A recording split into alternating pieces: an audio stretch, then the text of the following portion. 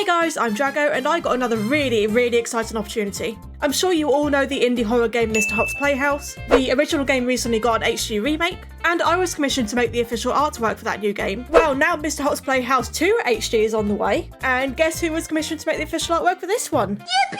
Once again, I am so grateful to the dev Moonbit. This is an amazing opportunity, it's really exciting, it's fun to make these pieces, and a big congratulations to him as well because the last game was really successful and I'm hoping this one will be too for him. So if you are interested, then make sure to go check out Mr. Hopp's Playhouse 1 HD and check out Mr. Hopp's Playhouse 2 HD when that comes out. Anyways, here is a speed paint of me making this new piece of art. I really don't know what else to say for the intro. Help me, I've had a really stressful week, I'm very tired, help. Anyways, if you enjoy, please leave a like, I'd really appreciate it, and let's go on with the video. Just like last time, Moonbit was kind enough to give me this rough outline of what he wants. He put together this image using his game assets to show me what sort of idea he had. The main difference being that in the end we decided that Mr. Hopp himself should be more forward and sort of reaching for the camera. But before doing any of the characters, I wanted to make sure I had the background laid out because the perspective for this would be very important. And to really make sure I got that perspective perfect, I actually put the background image that I was provided by Moonbit into my canvas and just used that to literally get in the perspective and not much else, because the perspective is something that's really difficult. It's not something I've really spent a lot of time learning over the years, and I wanted to make sure this was perfect, so yeah. So I used that to just lay out all the objects, lay out the perspective, make sure everything is in the right place. But then it was on to doing the characters, and I started by making the box that they're coming out of. This is all just a really rough first sketch. People who have been around for a while probably have sort of started to understand my colour schemes I go for now. I usually use blue for my construction lines and the rough underlaying sketch, and then I use red for my main more detailed sketch, and then it goes on to black for line art and then just the colouring and so on and so forth. The initial idea was to have Mr. Hopp crawling towards the camera as he's reaching out, but I really struggled to get that to look right. I don't know why, the anatomy just wasn't working for me. And plus I had to sort of do it in a way where Mr. Hopp was visible but not sort of taking up too much room, because I still needed the tiger and the panda to be visible as well as the box. I feel like the box is quite an important part of this, especially to have the text donated toys on it. It's quite important. That's sort of a big plot point of the game. So there was a lot of fiddling around for me to get the sort of position and stuff correct and in a good sort of composition. I mean, even after I'd done the construction lines, I still changed it while I was doing the main sketch. Speaking of the main sketch, I actually referenced the test sheet I did for the last commission. This is basically just a really rough sheet of doodles of me getting used to the style of the characters before I went on to doing the actual commission. And I brought that out again to make sure I was sort of keeping the style consistent, and also because it had been a little bit, I completely forgotten how I'd even drawn Mr. Hopp. After sketching out Mr. Hopp in terms of his head, the body and the hand reaching out, I went onto the hand that's planted on the floor as he crawls forward. But no matter what I tried, I just couldn't get it to work. It always looked janky and weird and just, I don't know, even with some foreshortening, I just could not get it to work. So I ditched that idea and instead I had it so that his shoulder is hunched up like he's sort of tense and ready to go, and his arm is pressed to his side and stuck there, as where he's coming out the box, his arm is still not fully out the box, so it's just sort of stuck to his side and it's not being reached out. And I just thought it actually emphasised part of the prompt I was given, which was that they are morphing out the box, they're actually coming out of the box, and I think having the arm sort of stuck like that really emphasises that. So I think that was a better way to go. I also flopped his ears down a bit just to give a bit more room for the other characters.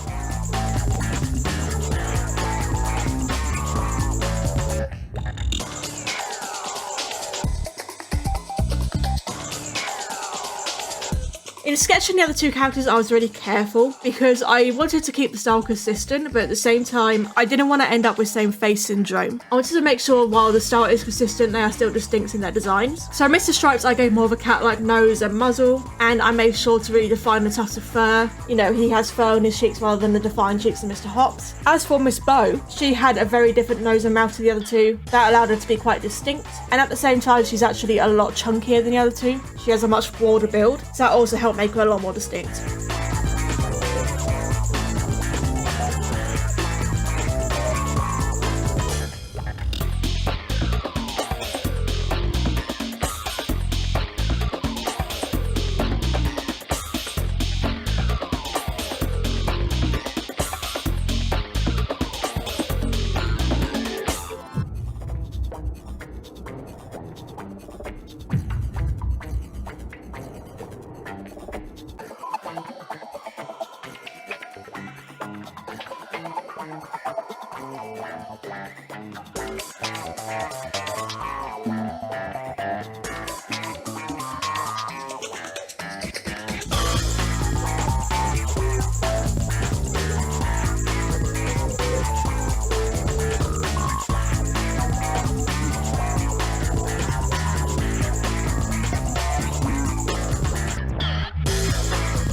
Once all 3 characters are in, I quickly sketched out the background. This is just refining what I'd already had there, which would make it easier for me to do the line art for it in the future.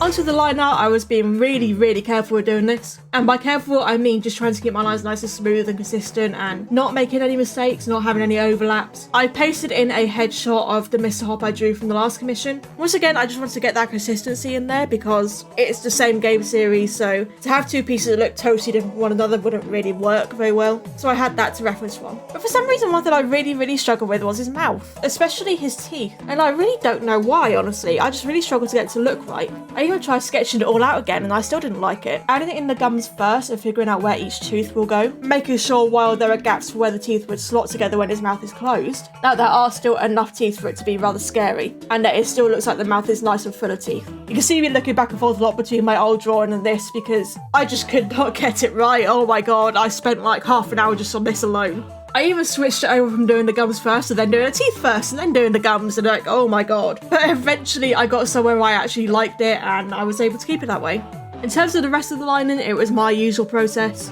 I was being very perfectionist with it for sure. Probably took me longer than it should have, but I'm glad I spent more time on it because it was important to get this line art, you know, nice and smooth, especially with parts that are really close up to the camera, like his hand reaching out. Things that are going to be in clear focus need to make sure they look good. So I'm glad I spent the extra time on the line art.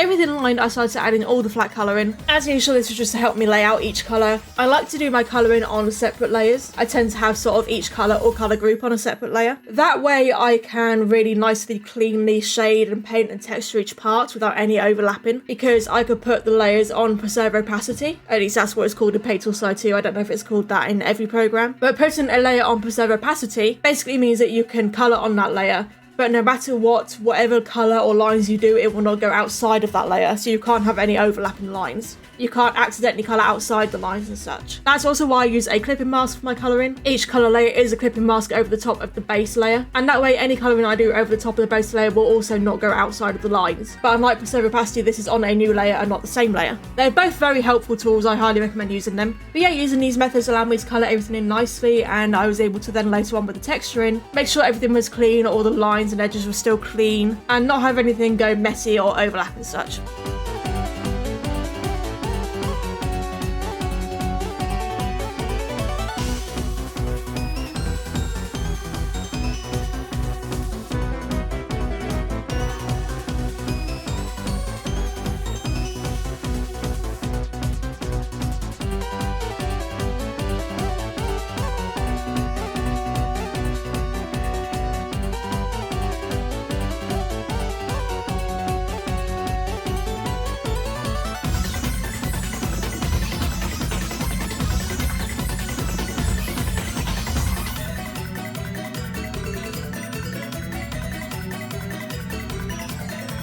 With the texturing, the first thing I always do is just a sort of rough paint over with no specific texture, a little bit of texture, usually the blotch texture. But this is mainly just to sort of define and lay out where all the shapes are. Just begin to add the 3D-ness to it, get all the contours and stuff in. For example, like around the eyes are darker because they're more sunken in, but the cheeks are lighter because they're popping out. You know, just make sure to get those actual 3D shapes in rather than it looking flat. I did this on everything, the 3 characters and the whole background. And then with that done, I could actually move on to the more detailed texturing.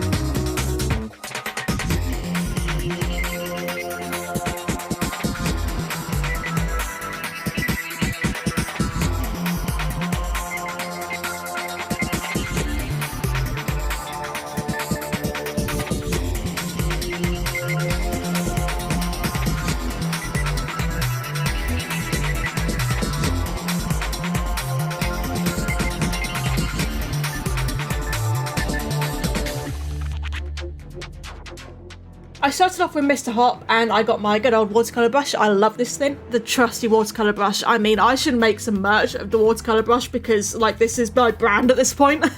It's all I ever use for painting. Anyways, with it on a flat bristle texture, which gives it this stringy look, I was able to start to paint in the fur texture for the 3 characters, starting with Mr. Hopp. Doing the underlaying contours that I did before, where I defined each shape, was actually really helpful because this meant I knew where to put a lighter colour and where to put a darker colour while doing the texturing, without having to figure it out while I'm doing the texturing. So for example, his muzzle has a lighter texture, but to sort of indicate where the nose is sort of pressed into the fur, it's darker around the nose. Just giving everything that 3D shape, and the contouring I did beforehand just really helps me visualise that a lot better. Let me tell you though, fur texturing is one of the most satisfying things. It just blends together so nicely. Give it a try someday, it is honestly really, really satisfying and fun to do.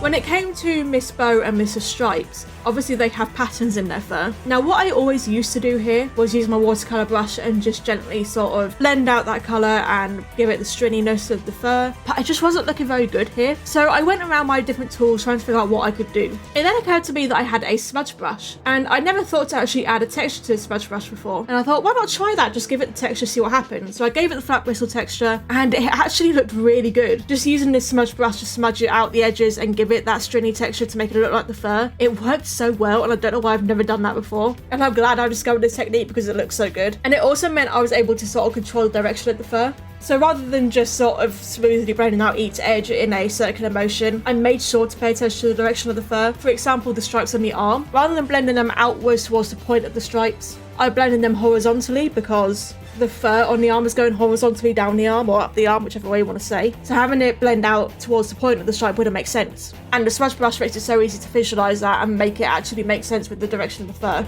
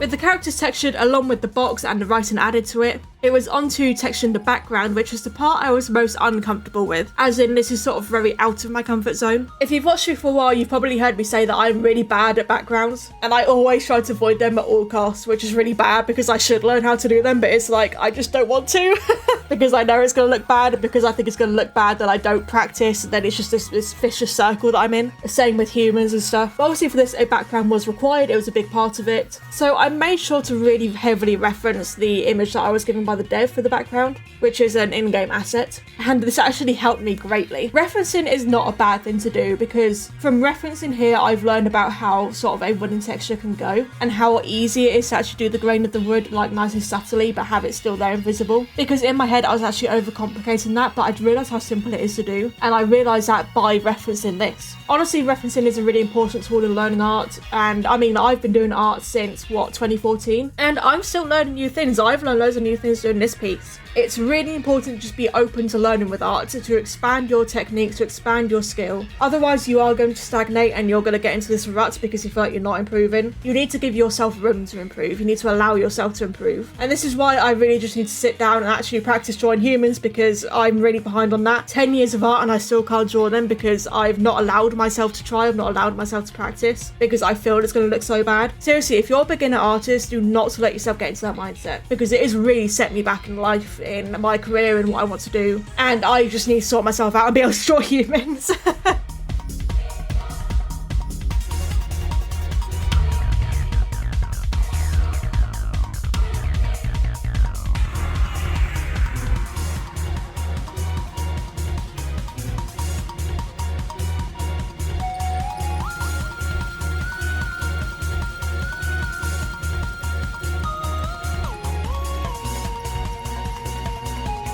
With all the texturing done, it was onto the lighting and shading. First things first, this is a nighttime setting.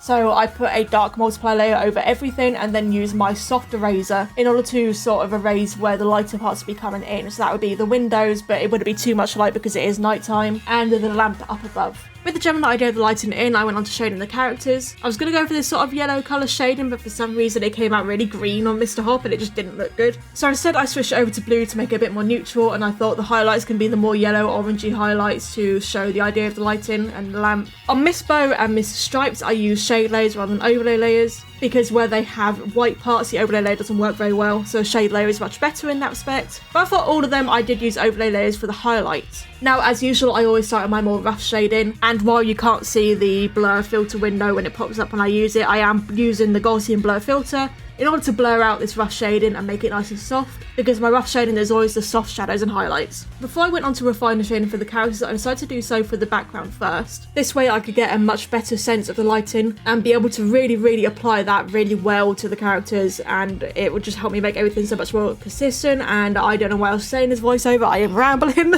You know what, I'm just going to be quiet and I'm just going to let you guys watch. Do let me know in the comments though, do you prefer me talking more or do you prefer me being quiet more? Because I never know which to do in this commentary.